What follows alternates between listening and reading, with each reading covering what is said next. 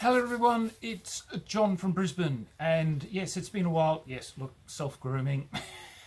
I have to say, it's a Mickey Mouse production from me, and I'm sorry my lighting's incredibly poor, so you're going to get the light side of me and the dark side of me today. So yes, I'm still alive. My brain hasn't seized up on me, although I must admit it's yeah, finding some very strange side effects after having been scrambled, shall we say. Yeah, I can't say that I'm the same as I used to be, but I'm still, I think, pretty much still me. But who knows? Maybe some people will notice, some people won't. What have I been up to? God, honestly, I am still struggling to get back to what I used to do, and I don't know whether or not it's still trying to recover from the suicide, or the fact that I just have really no interest in a lot of things anymore. I think that's the hardest thing that I'm finding at the moment, is that there's just no enthusiasm that I used to have. You know, my daily routines now are really just robotic in many respects. I'm finding it very, very difficult to find much joy in anything which is not me, and that is what I'm finding more distressing than anything else. The only thing that really is saving me at the moment is that I have some good friends, and if I did not have those friends, if I didn't have Mick or Jason or Pat or Paul, who I game with on a regular basis, I don't know, and Anthony, sorry, I forgot about my one and only family retainer, Sir Anthony. I really don't know what or how I would cope, to be quite honest. It really does make a lot of difference in your life if you have people who are willing to spend some time with you. So if you know somebody who is in a place like myself, make the time to go and visit them. Include them in your games, because like myself, we don't reach out to people very well. And I would suggest that you make the effort to contact them. And if they're resistant, I suggest that you make even more of an effort to try and include them, because they're only doing it in most cases because of their mental illness or whatever it is that may be afflicting them, and that they don't want to be a burden, or that they feel that they're uncomfortable because, you know, they know that, you know, that you've of your situation, and, you know, they think that you'll be uncomfortable in their presence. But, you know, look, to be quite honest, once I'm in amongst people of, you know, that who I know, and start playing games, I'm a totally different person. You know, it's only when I'm home and literally trapped. You know, I've got to look after a wife who's sadly not very well, and with all the trials and tribulations of being a pensioner, it's difficult. But yeah, so anyway, yeah, if you know people who need, that you know are struggling, go and make the time to help them. Include them in your activities, and particularly if they're outside your age bracket, particularly older bastards or buggers like me. Include us, because one day you're going to be like us or me, and you're going to be lonely, particularly if your partners have passed away. Mine hasn't, thank God. But, you know, if you end up being alone, that's the last thing that you really want, is to be friendless and have nobody. It's not a nice position. And you know, and this is where I'm starting to move towards, is some things that are annoying me, and as usual I'm always annoyed by a lot of things, is that our gaming community, our lovely gaming community that always preaches tolerance and diversity, is sadly one that is fast becoming intolerant and the most non-inclusive in many regards as to how it deals with things. Now, it is all very well and good for people to stand on their high horses and say, this is inappropriate, that, you know, that there aren't these particular factors being reflected in our board games, in our modern board games. And it's like the issue that we had with children's storybooks and things like that, is that the thing is that once you start to look too deeply, children don't see, in many cases, what adults see. And adults will always interpret things from an adult point of view, not from a child's point of view.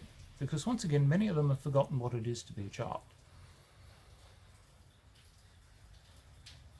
And trying to interpret things from a child's perspective is a very, very difficult thing. And once again, what a child will tell you is obviously very different from what an adult's going to tell you. But I digress. So it's the same thing with our gaming community now, is that we have these people who are deciding of their own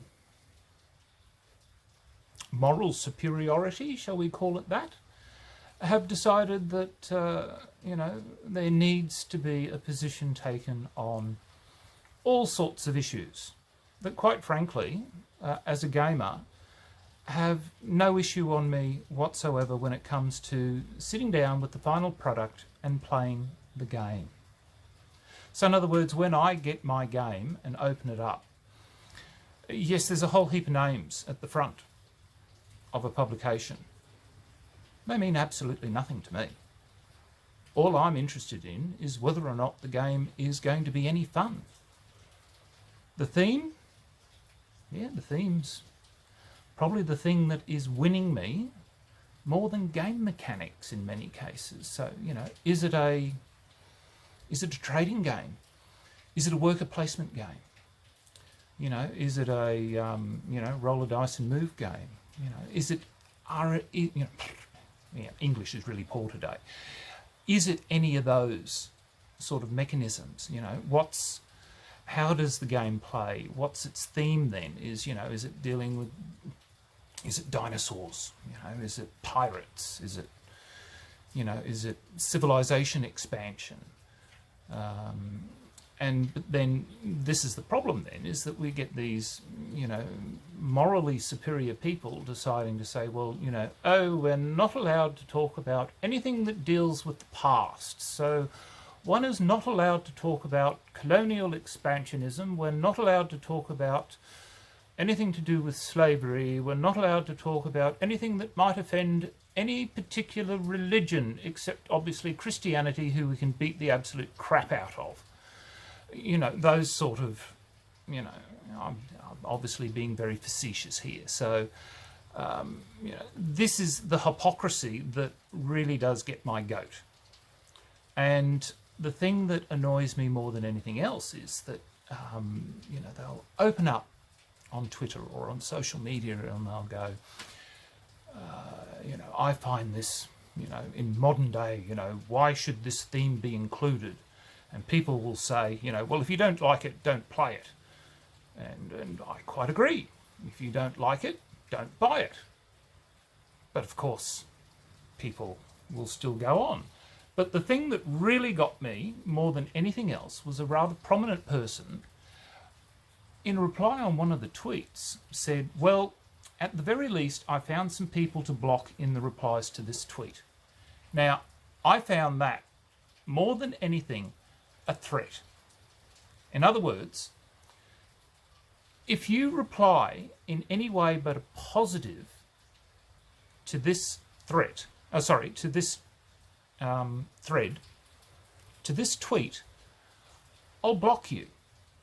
And because that person tends to be fairly well thought of within the community, a lot of people look at, oh, who have you blocked? And I believe there's some sort of like some cases, a cascade effect or something where people go, oh, well, you blocked that person, so therefore that person mustn't be very good. Because I found recently that for some reason I got blocked by somebody I never even knew. And I'm thinking, what have I done to suddenly get blocked? And I'm thinking, oh, is it because I follow Sky News or something, is it? Or I follow Murdoch, or one of those, you know, supposedly right-wing news organisations. You know, I view them as conservative, but, you know, of course, certain people seem to think that anything that isn't The Guardian is right-wing propaganda. But, you know, these are the things that really annoy me. But that in itself, I think, is abhorrent, that literally you have people within the community who are saying, if you post a negative response, you're identifying yourself within the community as somebody who does not agree with what has been posted. So therefore you're shutting down any debate and you're blackballing yourself within certain groups of people, which means then that you can't see any other meaningful dialogue that may come out from within that group. Because, you know, that's not to say that what they talk about isn't always controversial. You know, a lot of the stuff that I notice that these people put up is very good, very interesting. They talk about a lot of good games and things that I find very interesting, but every now and again, one or two of them, or a few of them, or quite a lot of them, will jump on the moral bandwagon and go on about certain issues. And the issues do have validity. However, a lot of those issues are covered within state, federal laws and don't really need to be addressed within the community itself. You know, these self-regulating communities that seem to think that it's, you know, it's like the universities deciding that, you know, they'll have their own watchdogs when the state laws can adequately address that if people, you know, take it to the right authorities. If, you know, oh, I cannot honestly understand. It's a very strange world that we seem to be devolving, and I'm going to say devolve into. We don't seem to be evolving as a society at all, in my opinion. But then again, this is all my opinion, and whether or not you agree with it or not is up to you. And I'm certainly not going to block you. I'm certainly not going to take any offence if you think that I'm a mad old man, which a lot of people clearly think I am. And hey, look, I live at the arse end of the world, which happens to be called Australia. And a lot of people think that Australians are a very, very strange group of people, which is well and good. But, you know, view myself as an exile from the wonderful British Isles, and I live here. I think it's a wonderful place. It's currently raining. You know, we've just about had everything. Oh, sorry, I was about to say we've had everything except plague, but plague's just arrived, and we've got the insanity of toilet paper. Oh dear, oh dear, oh dear. The insanity of toilet paper rushes. And my son works in one of the supermarket retail chains, and he just has told me that it is just absolutely ridiculous. The pandemonium, he said, over this business of toilet paper. I just cannot understand. And see, this is the problem. It's the mob mentality that is really, really a problem, is the fact that a person may be smart, but people are dumb. And that, I think, is where I will leave it. My dog has decided to come in out of the rain. I'm looking after my friend Paul's black hound of death. I'll try and include a little clip of him playing in the backyard. Might be somewhere in the clip. I've got a clip, I think, of me showing my table. I dropped a can of a drink coming down the stairs, and I didn't realise that when it dropped, it buckled at the bottom, and of course it tipped. And oh God! Yes, I am a mad old man these days. So anyway, look, yeah, the light and the dark side of me. Yes, I'm a wonderful, wonderful, strange individual. I come from the land down under. Look, thank you for your time, and till next time, signing off, the Honourable John.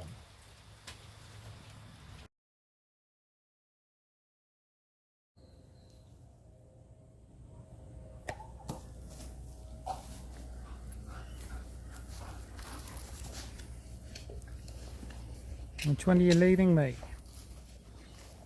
Come on. Gotta leave me one. Which one? Which one? Which one? Well, I've had a small a mishap on my table that I use for many things. My computing, and watch my little videos and everything else, but I have lots and lots of maps that I've had laminated over the years, and I store them all under my game table and under the cloth, and I'm just thinking, what the... Haven't looked under here for ages, so I thought, oh, I'll have a look at what I've got here. So I've got my Greyhawk. Oh my goodness, Neo. What's this? I haven't played this. What's that? Neopets. Neopets. Oh yes, I've got my... From the 19... When the heck was this? From 1980... Can't remember when the heck we... Did they actually put a... No, we didn't put a copyright on it. But that's the Eldorium map that we had done back in the early 80s, or mid 80s. No, it might have been in early 80s, I think. But yeah, anyway, so... oh, there we go, War of the Ring. The SPI... Yeah, the SPI version. So all nicely laminated and still alive. But, oh, that's right, Dawn Patrol, still alive and still quite well. What's on the other one? Yeah, because I had to turn everything over, because originally I had them because they're too big. They're far too big, these maps, to stick in my yes, I'm sorry that you're having to see nothing but blankness. They're far too big to stick in a normal art portfolio. This is a beautiful piece of artwork. I love, I can't remember his name now, the artist, Rodney Matthews, that's right. He did quite a few covers for Michael Moorcock's Eternal Champion series, and Coram was one of my favourites, so I had that laminated, and oh, here's all my maps for HeroClip that I was very much caught up with in the day. As you can see, they're bloody huge, but I've still got them because they're still extremely useful for any form of... Oh yeah, sorry, you're seeing all sorts of drivel as I'm going through my stuff. So any form of role play, any sort of role play, modern or that. Yeah, so they've survived, I think, quite well. There's my Pippi. Hello, you going to say hello, mate? No, it's a very wet day here in Brisbane. And what have I got here? Dungeons and Dragons miniatures. Yeah, so that's what I do. Yeah, sorry, so they'd, I think I'd originally had them all rolled up. And of course the problem is as soon as you unroll them, they're next to useless to play on unless you can, yeah, fix them. But yeah, anyway, there you go. That's what I had stuck under the tablecloth.